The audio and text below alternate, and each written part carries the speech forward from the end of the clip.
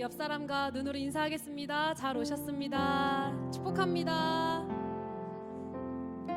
축복합니다. 진심으로 축복합니다.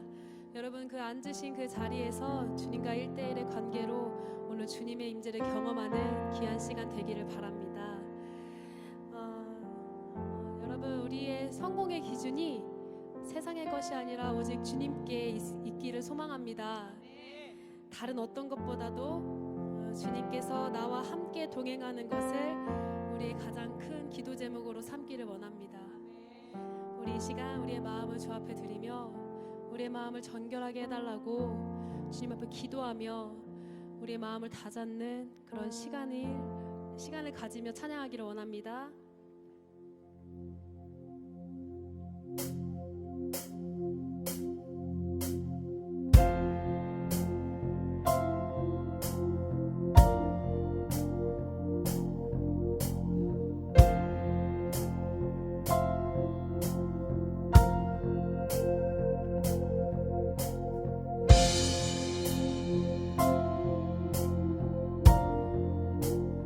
이 시간 주 앞에 기도하는 마음으로 다 같이 찬양하며 나아갑시다.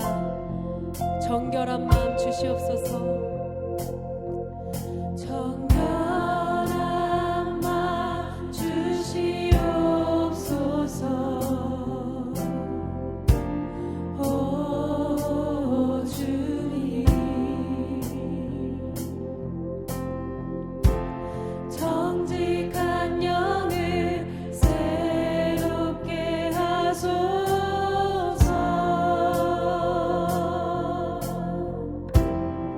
정결한 마음, 정결한 마음 주시옵소서. 오 주님, 정직한 영을 새롭게 하소서.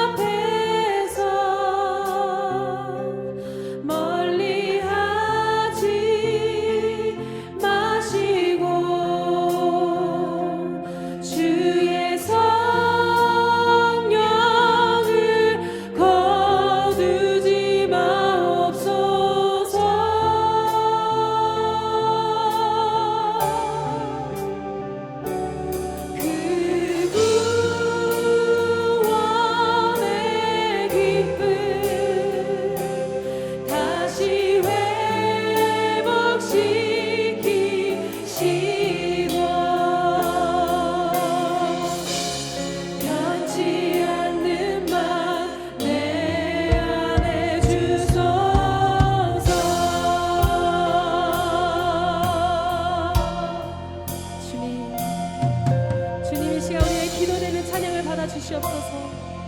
다시 한번 고백하며 나아갑시다. 정결한 마음, 정결한 마음 주시옵소서. 오 주님, 정직한 영을 새롭게 하소서.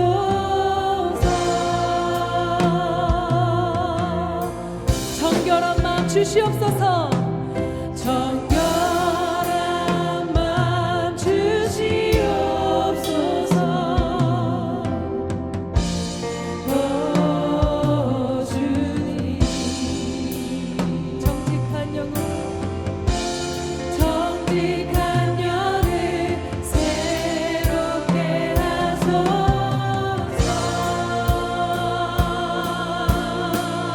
나를 주님 앞에서 나를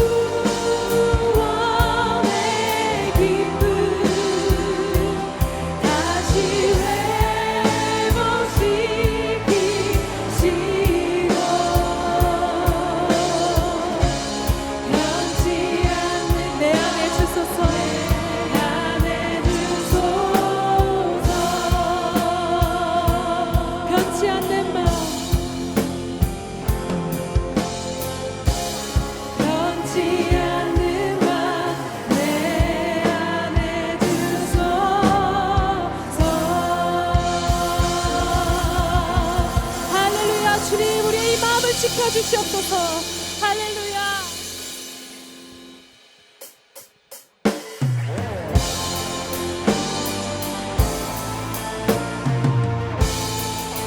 우리 시간 우리 허락하신 모든 것들을 가지고 주 앞에 찬양하며 나아갑시다.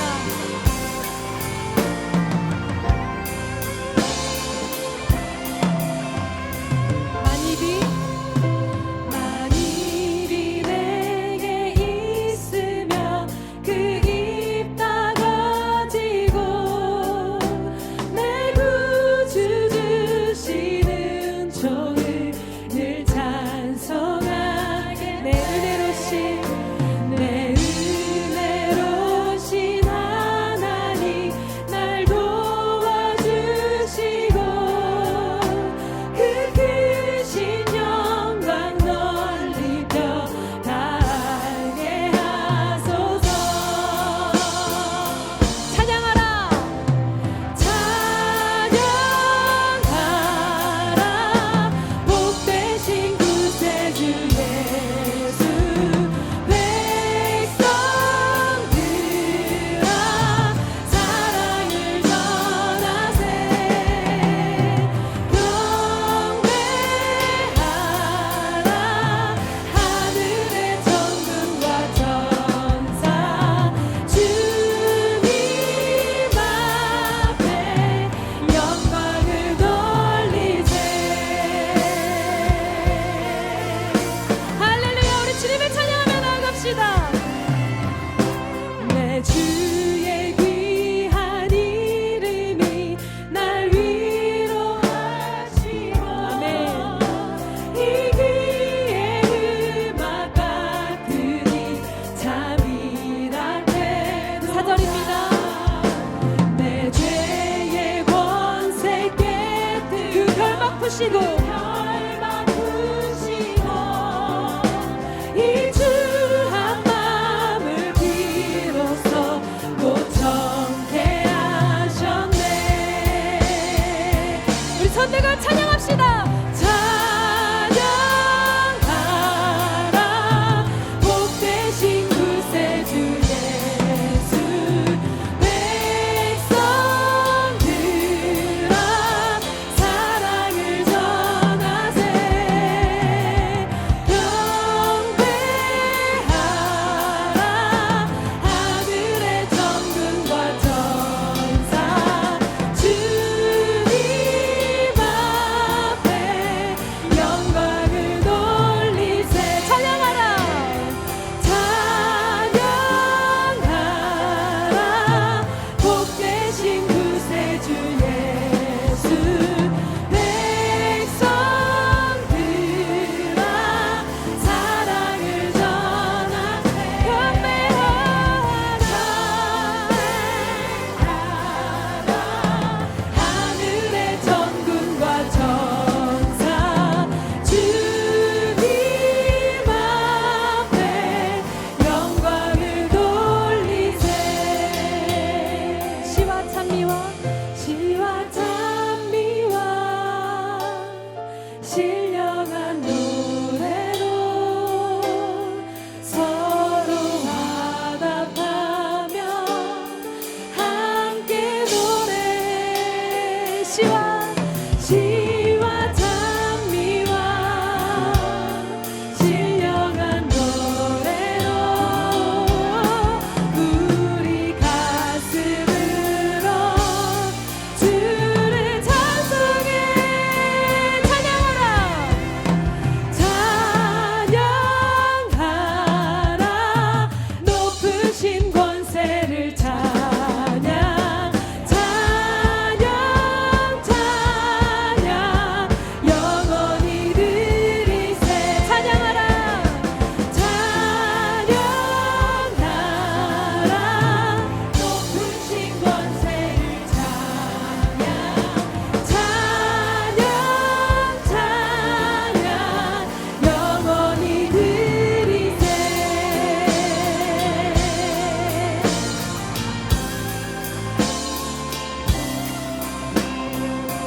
주님의 위엄과 그 높으신 권세를 찬송합니다. 할렐루야.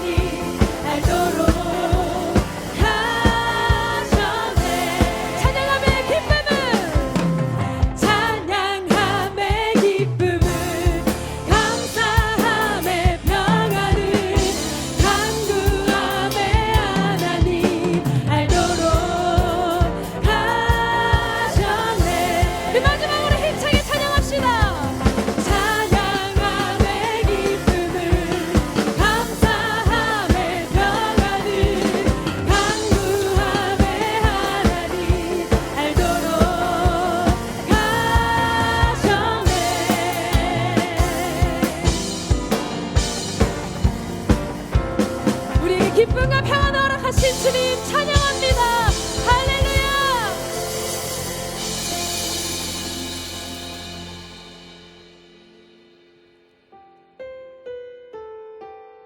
우리 이 시간 계속해서 찬양하기 원하는데요, 우리의 삶을 채워주시고 우리의 삶을 인도해 주실 그 놀라우신 주님의 은혜를 느끼며 우리 찬양하며 나아갑시다. 소망 없는 내 삶에, 소망 없는 내 삶에 새 생명 허락하신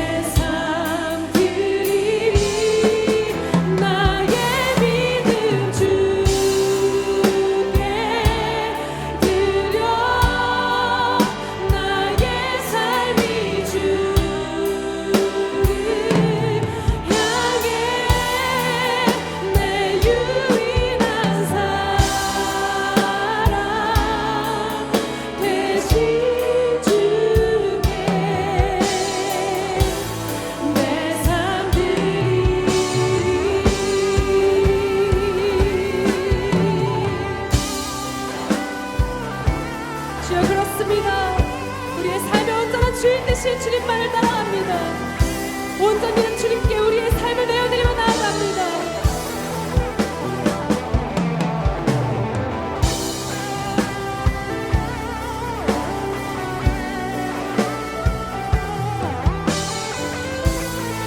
우리 다시 한번 믿음의 고백을 드리며 나아갑니다. 나의 믿음, 나의 믿음 주께 드려. 나의 삶이 주를 향해 내 유일한 사랑 되신 주께 내 삶 드리리. 나의 믿음 주께 드려. 나의 삶이 주를 향해 내 유일한 사랑 되신 주께 내 삶 드리리.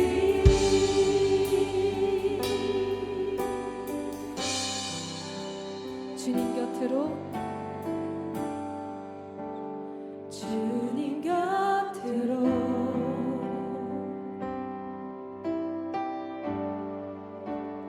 날 이끄소서.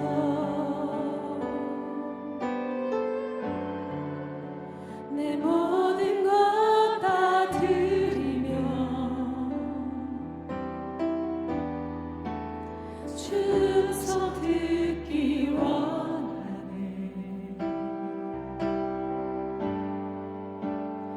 나의 참 소망 그 무엇과도 그 무엇과도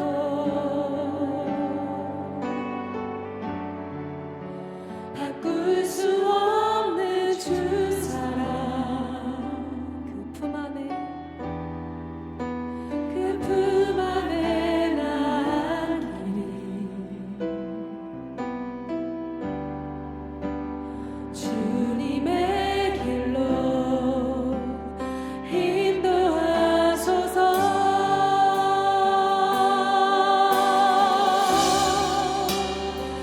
주님만이, 주님만이 내 모든 것 되시니. 주님만을 더 알게 하소서. 우리 처음부터 다시 한번 고백합니다. 주님 곁으로, 주님 곁으로 날 이끄소서. 날 이끄소서.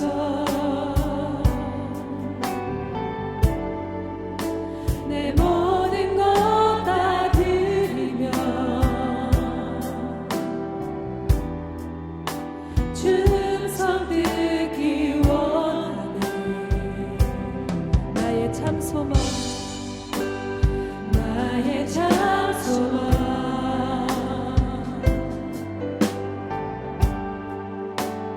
그 무엇과도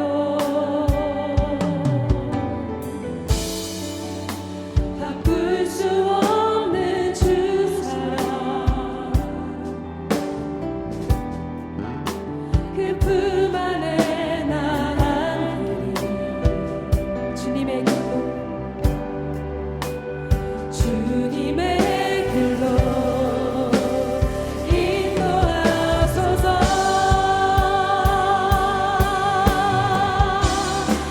주님만이, 주님만이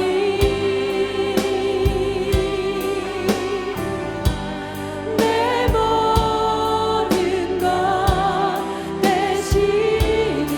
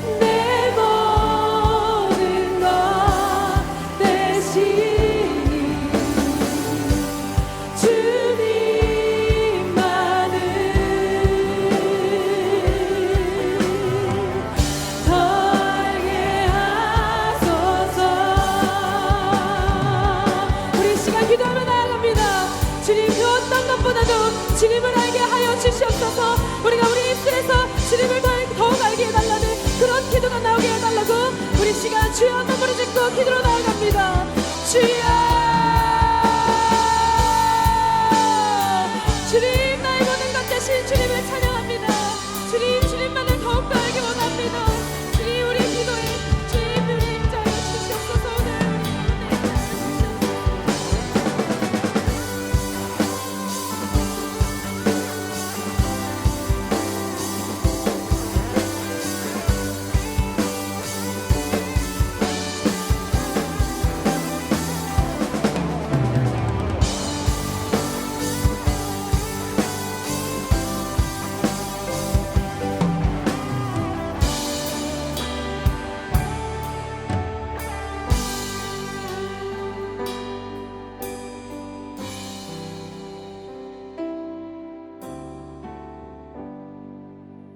할렐루야. 우리의 소망이 되신 주님께 감사와 영광의 박수 올려드리겠습니다.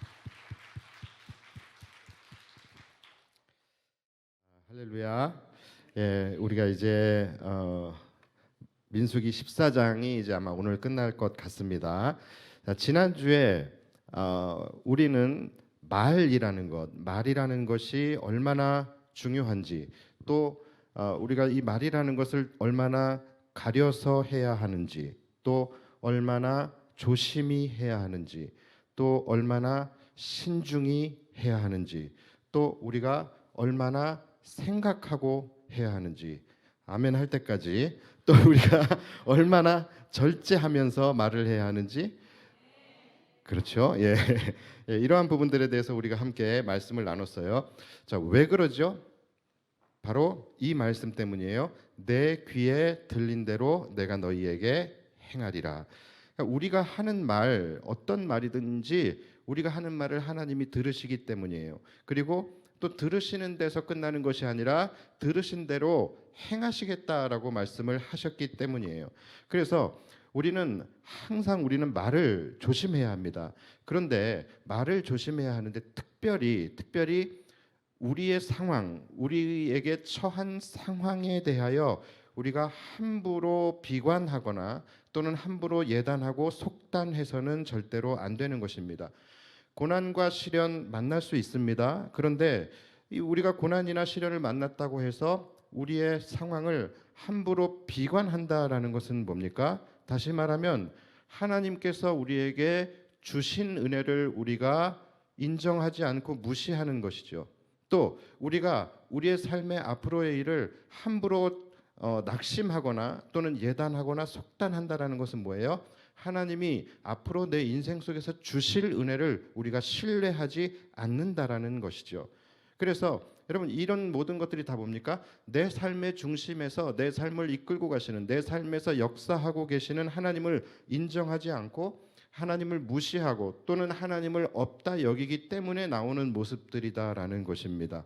하나님이 살아계시고 또 하나님이 나를 향한 놀라운 계획을 가지고 계시고 또 하나님께서 내 삶을 그분이 강권적으로 견인하고 계신다, 내 삶을 이끌어가고 계신다라는 것을 인정한다면, 그것을 믿는다라고 한다면 함부로 내 인생에 대해서 내가 비관할 수 없는 것이고 또 함부로 내 인생에 대해서 판단하거나 예단하거나 속단할 수 없다라는 것이죠.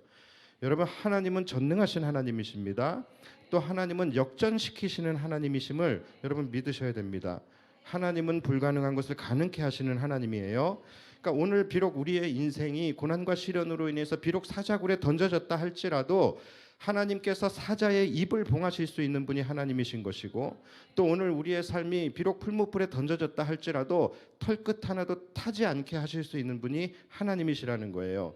그런데 우리가 지금 내 삶의 상황이 조금 안 좋다고 해서 어떻게 내 삶을 우리가 함부로 비관할 수 있으며, 또 어떻게 내 인생에 소망이 이제 없다라고 함부로 어떻게 예단할 수가 있겠습니까?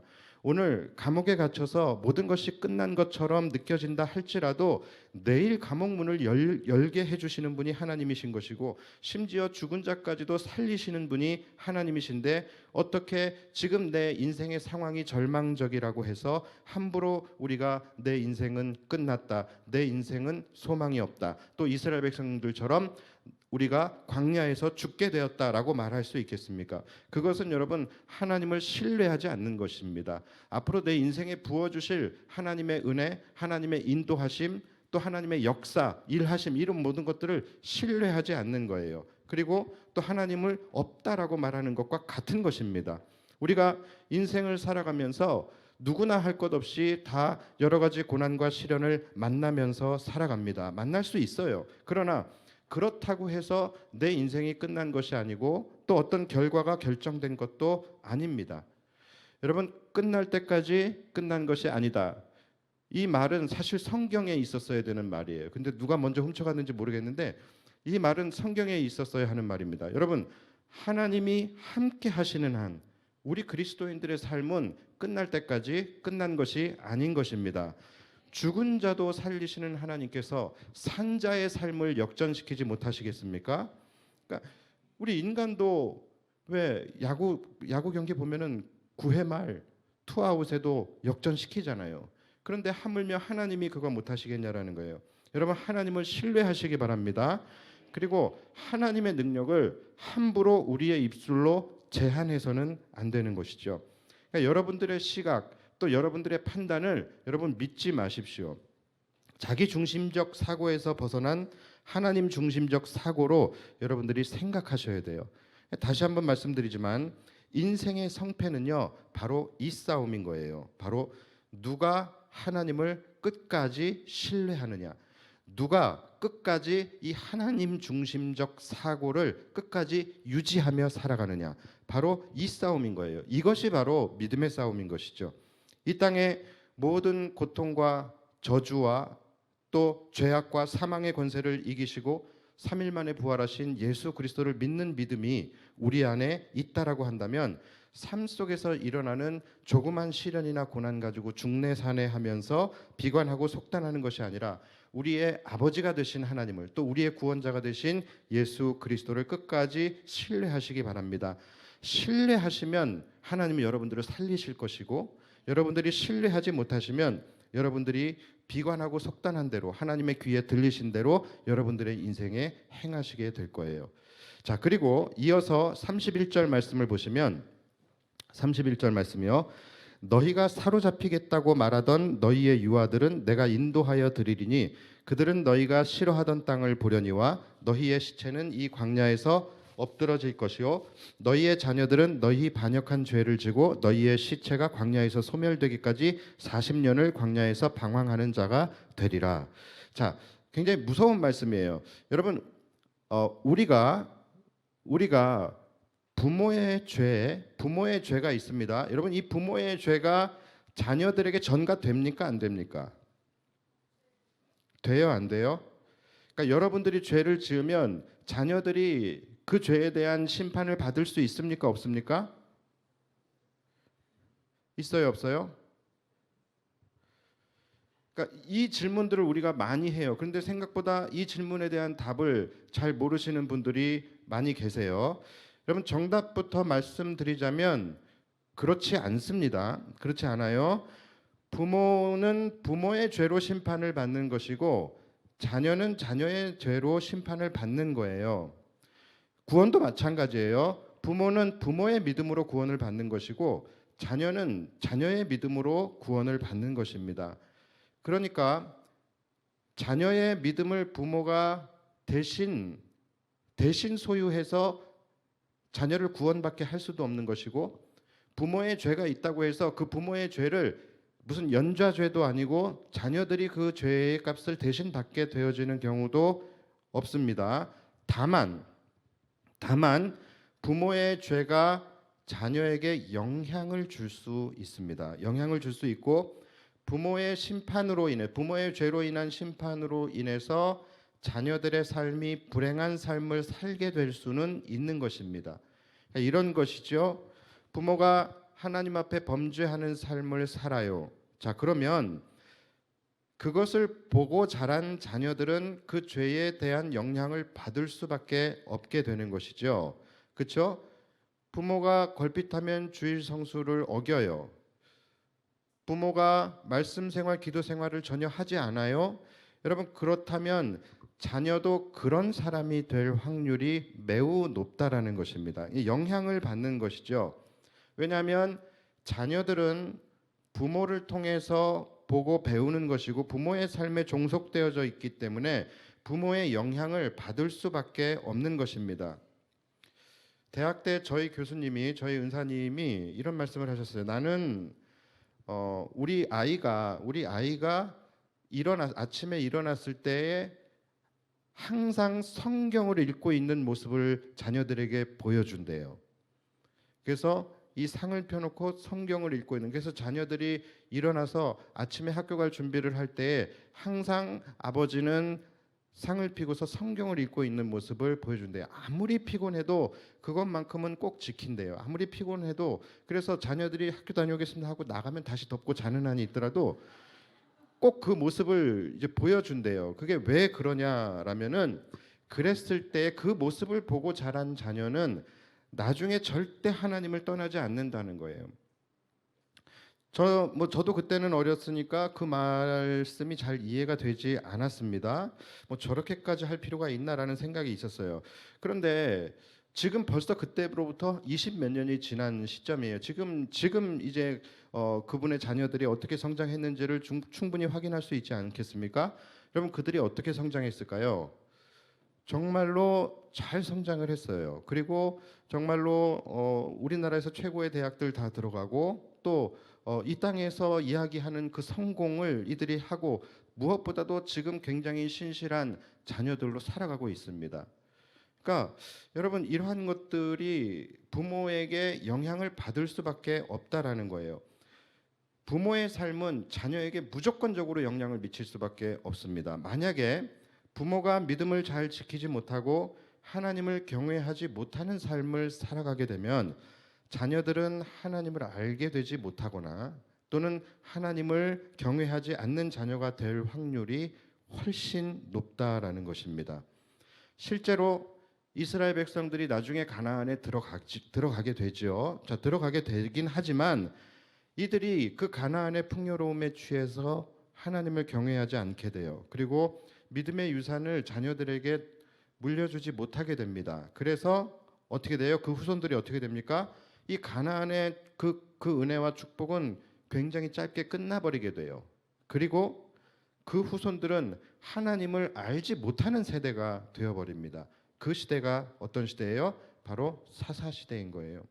하나님을 알지 못하고 하나님을 경외하지 않으며 각기 자기 소견에 옳은 대로 살아가는 그 암흑의 시대가 시작이 되게 되는 것이죠. 그러니까 분명히 부모의 죄에 대한 그 심판을 자녀가 대신 받지는 않습니다. 그러나 분명히 죄에 대한 치명적인 영향은 받게 된다라는 거예요. 여러분, 그 대표적인 예가 바로 오늘 본문의 말씀인 거예요. 하나님이 이렇게 말씀하시잖아요. 너희가 나 여호와 하나님을 신뢰하지 못하고 나를 무시하고 멸시하며 나를 없다 여기고 너희의 입술로 원망과 불평의 죄를 지었기 때문에 너희는 결코 축복의 땅 가나안에 들어갈 수 없을 것이다. 너희의 시체는 이 광야에서 엎드러지게 될 것이다 라고 말씀을 하세요. 자, 그러나 너희의 자녀들, 너희가 그렇게 함께 사로잡혀 죽겠다라고 말하던 너희의 자녀들은 내가 축복의 땅으로 인도하여 드릴 것이다. 자, 무슨 말입니까? 너희의 죄를 자녀들에게 묻지 않겠다라는 것이죠. 그렇죠? 자, 그러나 33절을 보시면 너희의 자녀들은 너희 반역한 죄를 지고 너희의 시체가 광야에서 소멸되기까지 40년을 광야에서 방황하는 자가 되리라.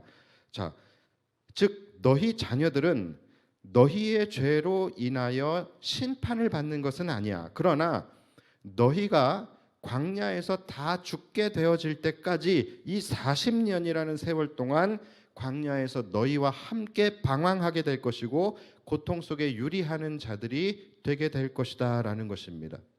무서운 말씀인 것이죠. 왜 40년입니까? 왜 40년이에요? 그 40년이 왜 40년인지는 34절에 나오죠. 너희는 그 땅을 정탐한 날 수인 40일의 하루를 1년으로 쳐서 그 40년간 너희의 죄악을 담당할지니 너희는 그제서야 내가 싫어하면 어떻게 되는지를 알리라 하셨다 하라. 자, 이들이 정탐을 40일 동안 해서 정탐을 40일 동안 하는 그 날 동안 그곳에 계신 하나님을 이들은 없다 여기며 무시해 버렸습니다. 그래서 너희 말이 내 귀에 들린 대로 그 하루를 1년으로 쳐서 내가 40년 동안 너희와 함께 하지 않겠다라는 거예요. 내가 40년 동안 내가 너희를 가나안으로 인도하지 않을 것이다라는 것입니다. 그리고 너희의 자녀들은 너희가 광야에서 다 죽어서 소멸될 때까지 그 고통의 영향 아래에서 함께 광야에서 방황하게 될 것이다 라고 말씀을 하시는 거예요. 그러니까 여러분, 부모로서 자녀들에게 얼마나 이것이 못할 짓입니까? 부모의 죄로 인하여서 부모가 심판을 받는 거예요. 그런데 자녀들의 삶은 어쩔 수 없이 부모에게 종속되어져 있기 때문에, 그렇죠? 그래서 부모의 삶에 영향을 받을 수밖에 없다라는 것이죠. 이 자녀들은 자신들이 광야에서 죽게 되는 것은 분명히 아니에요. 이들은 가나안에 들어갈 수 있어요. 그렇지만 자신들의 부모가 그 광야에서 처참히 엎드러지는, 광야에서 죽게 되어지는 그것들을 그들은 보아야 했고, 또 자신들의 부모 세대가 다 광야에서 죽을 때까지 광야에서 방황하는 삶을 살게 된 것입니다.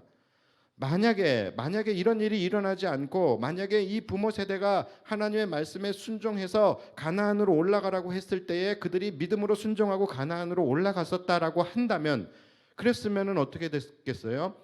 이들도 그 축복을 받아서 가나안 땅에 들어갔을 것이고, 그 이들과 이 자녀들 또한 함께 그 가나안 땅의 풍요로움과 축복을 함께 누리면서 살아갈 수가 있었겠죠.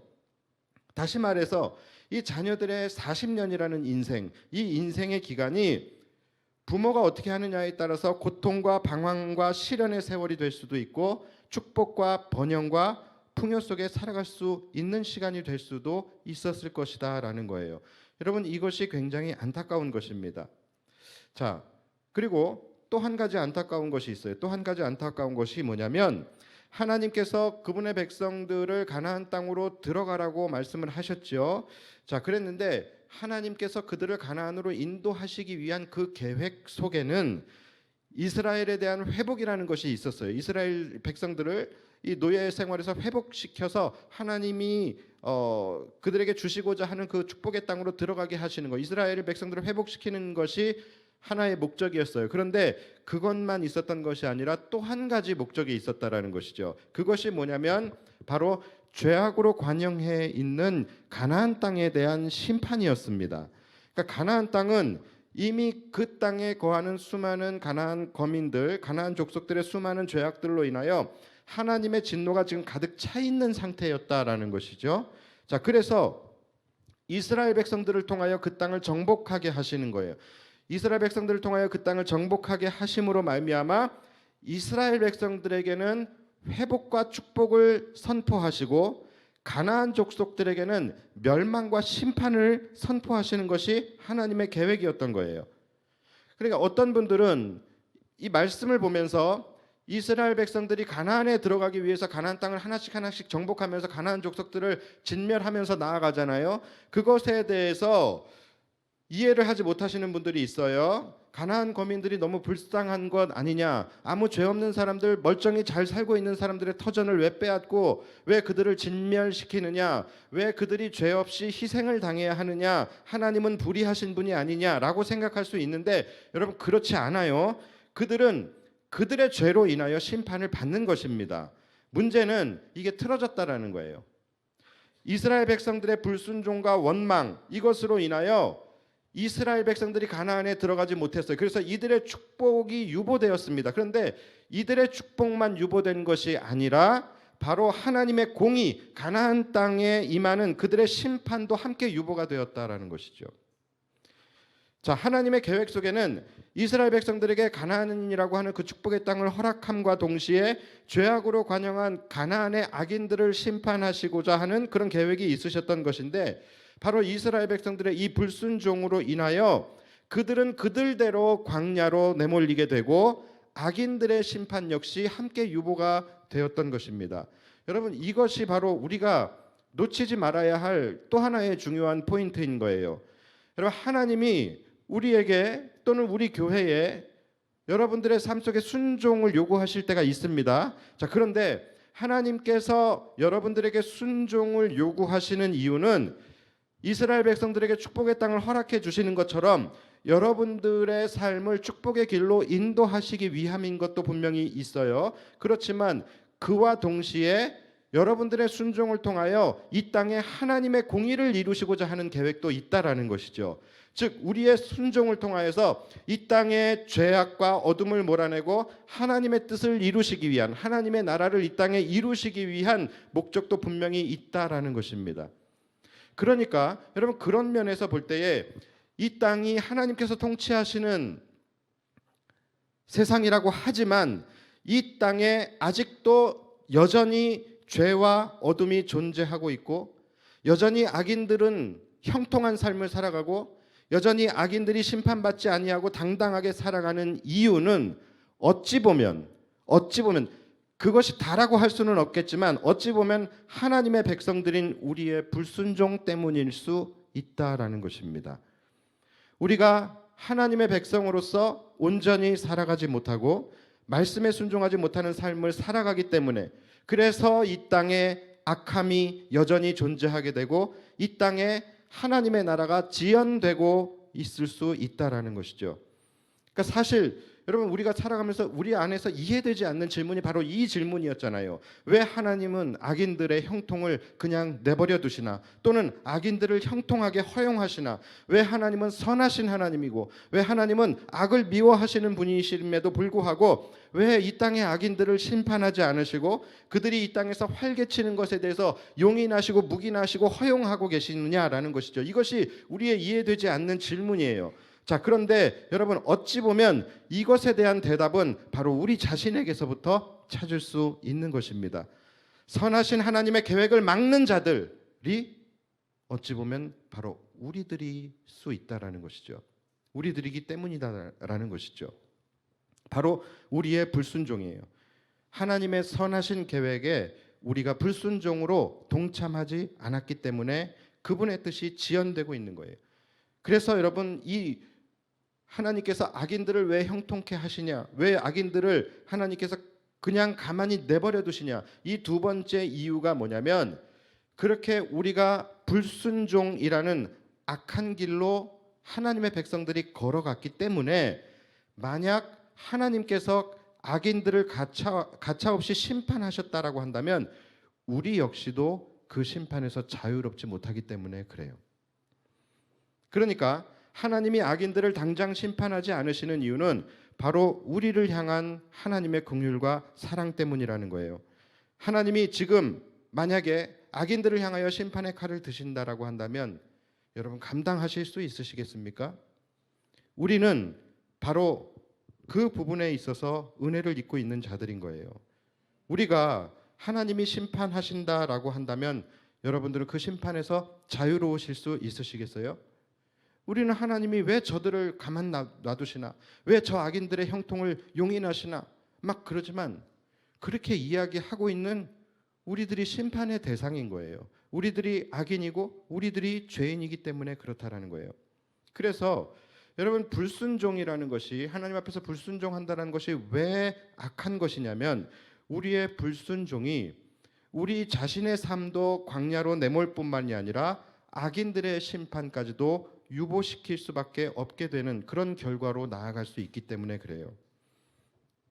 근데 바로 이 문제, 바로 이 답이 없는 이 문제를 해결하시기 위해서 이 땅에 오신 분이 누구십니까? 바로 예수 그리스도신 거예요. 우리의 불순종으로 인하여 우리가 영원히 볼 수 없고 영원히 갈 수 없게 된 축복의 땅, 그리고 우리의 불순종으로 인하여 이 땅의 악인들에 대한 심판이 유보되어서 이 땅의 죄와 어둠의 권세가 왕노릇하게 되었던 이 시대, 이것이 바로 우리의 본질적 문제였던 것이죠. 이것이 우리의 본질적 문제였는데, 이 문제들을 해결하기 위해서 예수님께서 이 땅에 인간의 몸을 입고 내려오신 것입니다. 무엇을 통하여? 바로 우리의 죄를 대신 지시는 그 십자가의 죽으심, 바로 십자가의 순종, 이 순종을 통하여 그 모든 것들을 해결하시는 거예요. 그러니까 우리의 불순종으로 인하여 우리에게 내려졌던 이 본질적 저주, 이것을 하나님께서 해결하시기 위해서 예수님을 보내시고 예수님의 순종을 통하여 이것을 해결해 주신 거예요. 그래서 예수님께서 이 멸망의 문제를 대신 순종하여 주심을 통하여, 대신 죽어 주시는 그 순종을 통하여 영원히 광야에서 엎드려져 죽게 될 수밖에 없었던 우리의 비참한 이 상태, 이 우리의 인생 앞에 다시 구원의 문이 열리게 된 것입니다. 그리고 또 다시 우리가 축복의 땅, 영적 가나안, 영원한 하늘나라 본향을 우리가 소망하고 사모할 수 있게 된 것이죠. 이것이 무엇으로 인하여? 바로 이 땅에 인간의 몸을 입고 오신 예수 그리스도의 십자가의 순종을 통하여 이 모든 일들이 가능하게 된 것이죠. 그러니까 그뿐 아니죠. 그와 동시에 예수님께서 십자가에 달려 죽으시는 그 순종을 통하여 또 한 가지 무슨 일이 일어나게 됩니까? 바로 우리의 불순종으로 말미암아 영원히 이 땅에서 활개치고 다니며 왕노릇하게 되었던 죄와 사망과 죽음의 권세가 이제 더 이상 이 땅에서 왕노릇하지 못하게 되는 거예요. 그리고 심판을 받게 되었다라는 것이죠. 여러분, 다른 것이 아니라 바로 이것이 복음인 것이죠. 그리스도의 순종을 통하여 우리에게 다시 영원한 생명의 문이 열리게 된 것, 또 그리스도의 부활하심으로 말미암아 이 땅을 사로잡고 있던 죄와 사망과 어둠의 권세가 영원한 심판을 맞이하게 되었다라는 것이죠. 그러니까 여러분, 우리 그리스도인들에게, 또 우리 하나님의 백성들에게 순종이라는 것이 여러분 얼마나 중요한 것입니까? 순종이 곧 복음의 능력인 것입니다. 여러분, 이것을 믿으시기 바랍니다.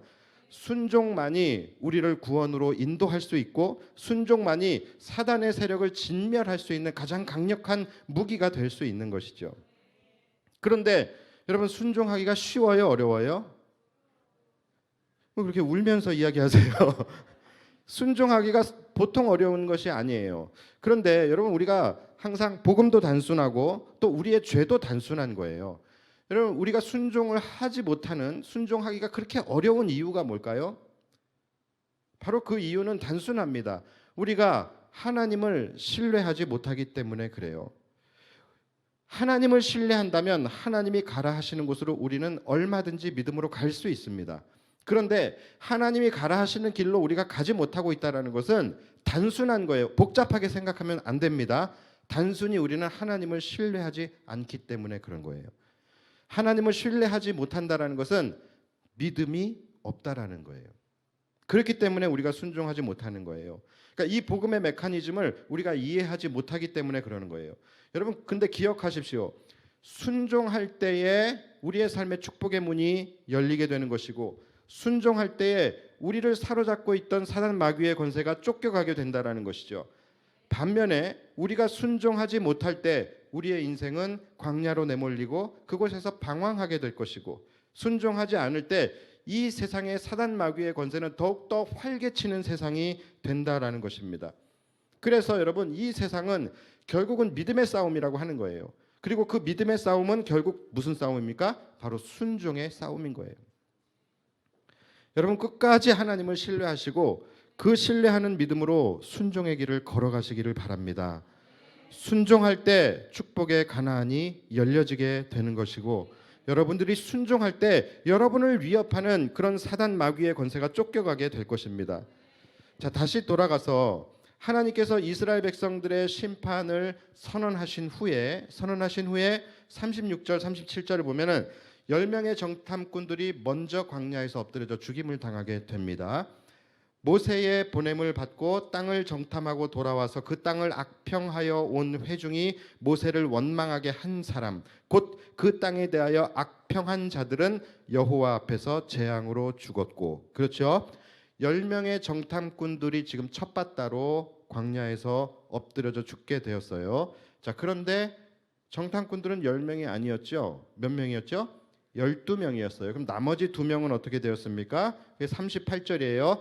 그 땅을 정탐하러 갔던 사람들 중에서 오직 눈의 아들 여호수아와 여분네의 아들 갈렙은 생존하니라. 자, 여러분, 모든 일에 있어서, 여러분들이 살아가면서 모든 일에 있어서 불순종한 이 10명의 대열에 여러분들이 서 있지 않게 되기를 간절히 축복합니다. 정말로 많은 사람들이 함께 모여 있다고 해서요, 그것이 진리의 자리는 아닌 거예요. 진리는 다수결로 결정되는 것이 분명히 아닙니다. 진리의 자리는 사람의 마음에 동의되는 곳이 아니라 하나님의 마음에 동의되는 곳이 진리의 자리예요. 그러니까 진리는 여러 사람이 함께 동의한다라고 해서 결정되어지는 것이 아니에요. 진리는 그냥 진리의 영역인 거예요. 그래서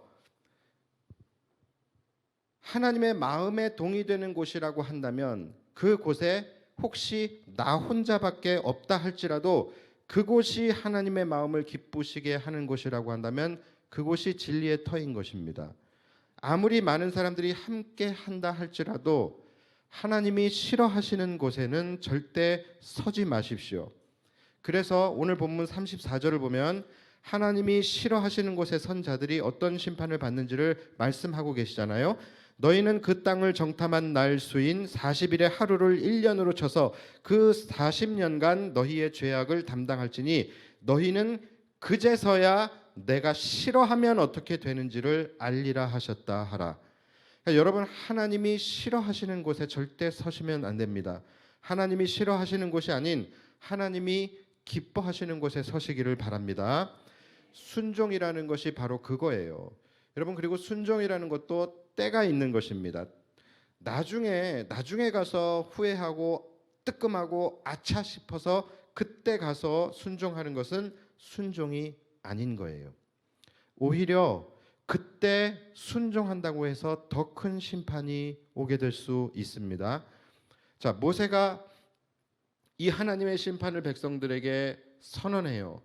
이 이야기를 백성들에게 하자 백성들이 크게 슬퍼하게 됩니다. 자, 그러더니 그 다음에 이들이 어떻게 해요? 그제서야 아차 싶어서 그제서야 가나안으로 막 올라가려 그래요. 그게 40절이에요.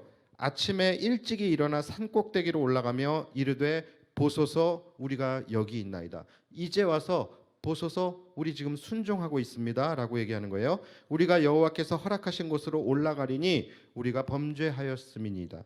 자, 지금까지 실컷 불순종하다가 날벼락이 떨어져 버리니까 이제야 순종하겠다라고 하는 거예요. 이제 와서 여호와께서 허락하신 곳으로 올라가겠다라는 거예요. 그런데 지금 허락 안 하셨거든요. 늦었어요.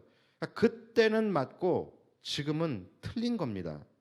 지금 올라가는 것은 순종이 아니라 불순종인 거예요. 왜 그러죠?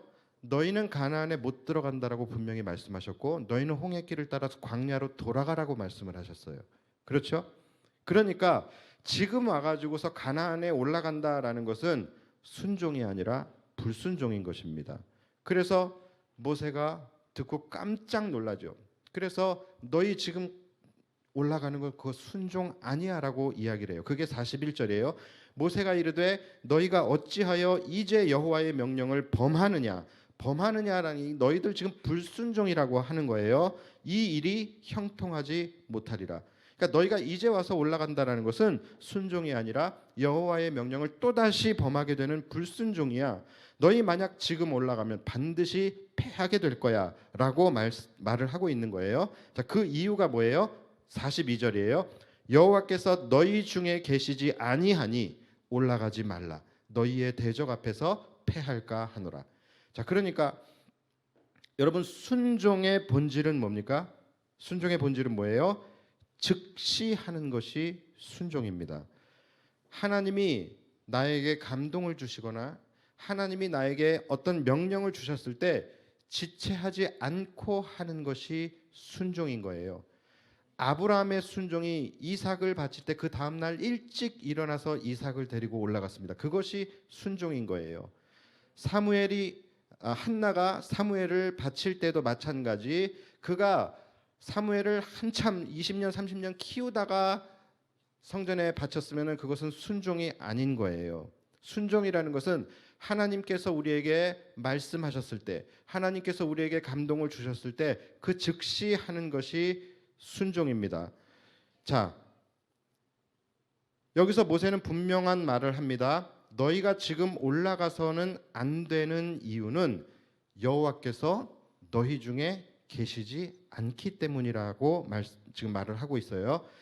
여러분, 하나님이 순종을 요구하실 때 즉시 해야 하는 이유는 하나님이 순종을 우리에게 요구를 하셨다라는 것은 하나님이 책임져 주시겠다라고 하는 의미이기 때문에 그래요. 하나님이 이스라엘에게 가나안으로 올라가라고 하셨어요. 가나안으로 올라가라고 하셨다면 그 말은 하나님이 함께 하시겠다라고 하는 의미인 것이고 하나님이 책임져 주실 것이기 때문에 올라가라고 순종을 요구하시는 거예요. 여러분, 이것이 순종의 메커니즘입니다. 하나님이 나에게 어떠한 순종을 요구하셨다라고 한다면 그것은 곧 내가 순종할 수 있도록 모든 상황을 하나님이 열어주시고 모든 순종의 과정 가운데 하나님이 나와 함께 하시겠다라는 의미인 것이고 또 거기에 대한 책임까지도 하나님이 다 지시겠다라는 의미인 거예요. 다시 말하면 순종이라는 것은 곧 하나님이 나에게 능력을 주시겠다라고 하는 말씀인 거예요. 그러니까 여러분들 순종이라는 말이 왜 이렇게 여러분들이 싫어하시는지 모르겠어요. 지금 싫어하는 게 확 느껴지는데 여러분, 순종이라는 것은 여러분들이 빨리 그 의미를 바꾸셔야 돼요. 하나님이 나에게 순종을 요구하셨다는 것은 하나님이 나에게 능력을 주시겠다라고 하는 것과 마찬가지인 거예요. 그러니까 여러분들이 기쁨으로 하셔야 되는 것입니다. 그러니까 우리가 순종을 한다는 것도요, 마치 순종을 하는 것이 엄청난 우리의 공로인 것 같고 대단한 것 같고 우리의 힘으로 하는 것 같고 그렇지만 사실 여러분, 우리가 하는 순종은 우리는 그저 믿음으로 하나님을 신뢰하면서 첫 발을 내딛는 것밖에 없는 거예요. 그 다음은 하나님이 그 과정 가운데 함께 하시면서 길을 열어주시고 감당할 수 있는 상황을 주시고 모든 책임을 하나님이 지시는 거예요. 우리 송구영신 예배 때 제가 여러분들에게 말씀드렸던 게 뭡니까? 첫 발을 내딛으십시오. 첫 발을 내딛으셔야 그 다음에 하나님이 함께 하시면서 그 모든 길을 함께 열어가시는 것입니다라고 말씀을 드렸죠. 여러분, 그것이 순종인 거예요. 순종이라고 해서 우리가 감당하는 것이 아닙니다. 우리는 믿음으로 신뢰하면서 첫 발을 내딛는 것까지예요. 그 다음은 하나님이 이끌어 주시는 것이죠. 그러니까 그것이 순종인데 그것을 어떻게 하래? 모세가 지금 안 된다라고 하잖아요. 안 된다라고 하죠. 왜 안 된다라고 그래요? 지금은 하나님이 너희와 함께 하시지 않기 때문이라고 이야기해요. 그러니까 지금 올라가는 것은 순종이 아니다라고 얘기하는 것이죠. 그렇기 때문에 너희는 반드시 패할 것이다라고 말하는 것입니다. 그러니까 여러분, 순종이라는 것은 내가 할 수 있느냐 없느냐, 여러분, 이것은 하나도 중요한 것이 아니에요. 순종이 나에게 주어졌는데 내가 이것을 감당할 수 있느냐 없느냐, 내가 할 수 있느냐 없냐, 이것을 고민한다? 여러분, 그것은 정말로 어리석은 것입니다. 하다못해 인간도, 우리도 빵 심부름을 시킬 때는 돈을 쥐어주고서 보내죠. 그렇죠? 상사가 부하에게 심부름을 시킬 때도 그 모든 상황을 그가 감당할 수 있도록 열어주고 또 상사가 그 부분에 대해서는 책임을 지기 때문에 순종을 요구하는 것이죠. 그러니까 하나님이, 여러분, 안 그러시겠습니까? 순종이라는 것이 나에게 주어졌다라고 한다면 할 수 있게 하실 테니까 순종하라는 거예요. 하나님이 함께 하시며 책임지실 테니까 순종하라고 말씀하시는 거예요. 내가 할 수 없는 일, 내가 그동안에 할 수 없었던 일도 순종하면 되게 하시겠다라는 것입니다. 그러니까 여러분, 결국은 순종이라는 것이 곧 축복이고 순종이라는 것이 곧 능력이 된다라는 거예요. 이것이 순종의 본질인 거예요. 44절을 보시면 절수부터 기분이 나쁘죠. 44절이에요. 44절을 보면은 이들이 안타깝게도 모세가 만류했음에도 불구하고 무시하고 올라갑니다. 그래서 하나님이 그들과 함께 하시지 않음으로 인해서 그들은 가나안 족속들에 의해서 죽임을 당하게 돼요. 그러니까 여러분, 인생의 성패는 어디에 있느냐? 인생의 성패를 당락을 결정짓는 중요한 기준이 되는 것은 이것이 얼마나 좋은 계획이냐, 또 이것이 얼마나 좋은 환경이냐, 또 얼마나 좋은 방법이냐, 또 얼마나 도전 정신으로 얼마나 용기를 가지고 하느냐, 얼마나 자신감을 가지고 하느냐, 여러분, 이런 것이 아니에요. 인생의 성패는 무엇으로 결정짓냐면 하나님이 함께 하시냐 하지 않으시냐, 여기에 달려 있는 것입니다. 똑같은 일을 한다 할지라도 그것이 순종이냐 불순종이냐에 따라서 그 결과는 정반대가 될 수 있고, 똑같은 일이라 할지라도 하나님이 함께 하시냐 아니냐에 따라서 그 결과는 완전히 달라질 수 있는 것입니다.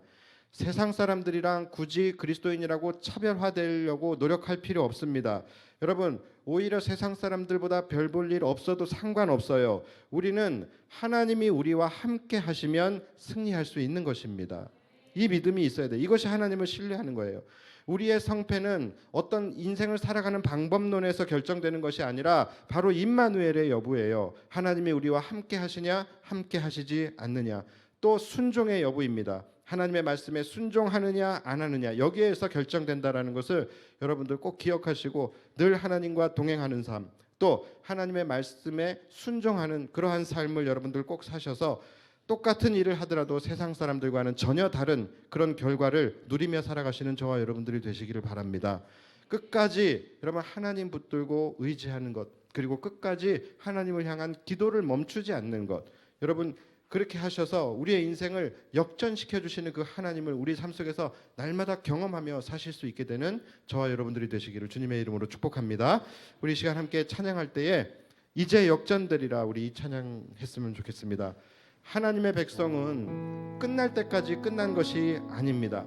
하나님은 전능하신 하나님이시고 또 하나님은 역전시키시는 하나님이에요. 우리가 그것을 믿는다면 우리의 상황은 중요한 것이 아니에요.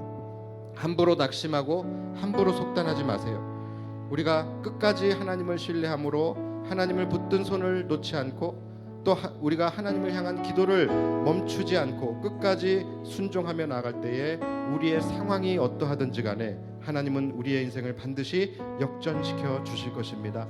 우리 역전의 하나님을 우리 함께 선포하고 찬양하며 나아갔으면 좋겠습니다. 우리 함께 찬양합시다.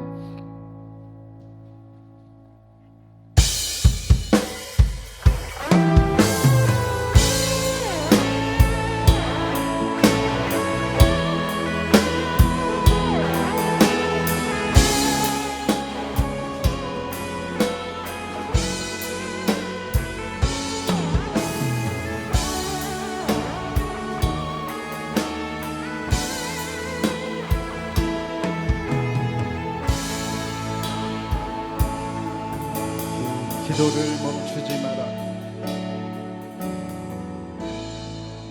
기도를 멈추지 마라. 눈앞의 상황이 마음을 눌러도 원망치 마라. 너의 입을 지켜라. 저들은 너의 입을 보고 있다.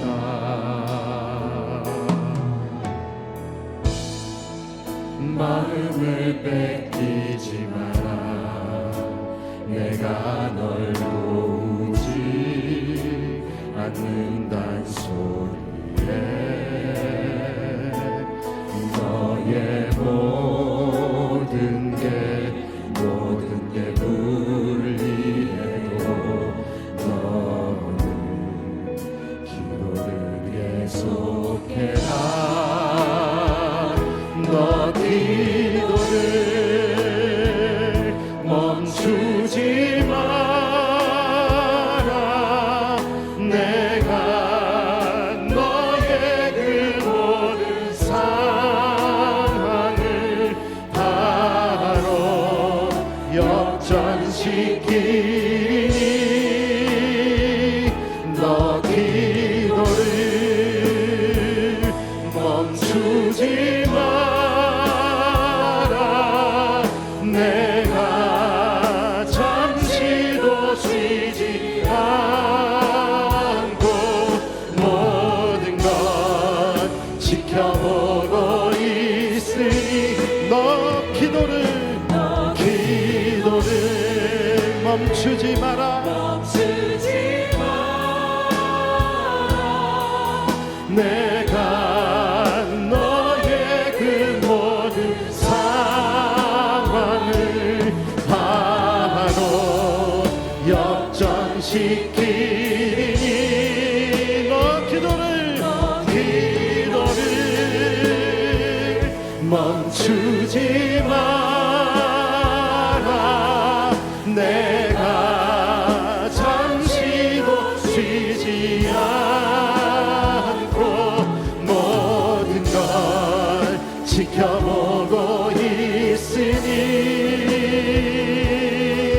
바로 역전되리라. 바로 역전되리라. 우리 다시 한번 찬양합시다. 기도를 멈추지 마라. 기도를 멈추지 마라. 눈앞의 상황이 마음을 눌러도 원망치 마라. 너의 입을 지켜라. 저는 너의 입을 보고 있다. 마음을 뺏기지 마라.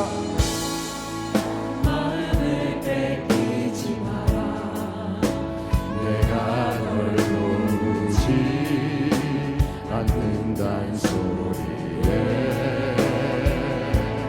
너의 모든 게 불리해도 너는 기도를 계속해라. 너 기도를 멈추지 마라. 내가 너의 그 모든 상황을 바로 역전시키니 너 기도를 멈추지 마라. 내가 잠시도 쉬지 않고 모든 걸 지켜보고 있으니 너 기도를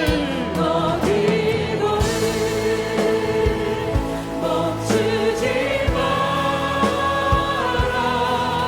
내가 너의 그 모든 상황을 바로 역전시키니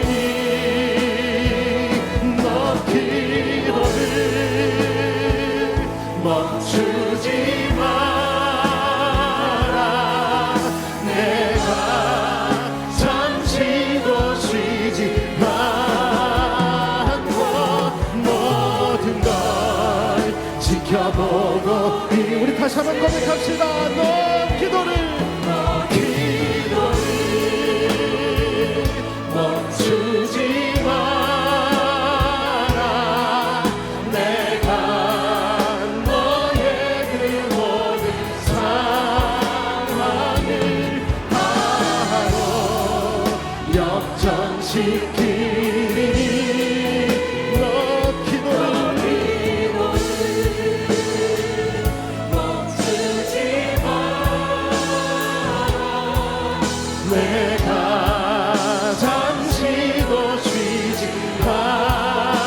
않고 모든 걸 지켜보고 있으니 믿음으로 선포합시다.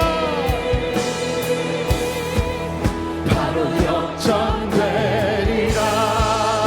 바로 역전되리라. 바로 역전되리라. 너희는 가만히 있어. 너희는 가만히 있어. 주가 하나님 꿰말지어다. 열방과 세계 가운데 그렇습니다. 주가 높임을 받으리라. 너희는 가만히 있어.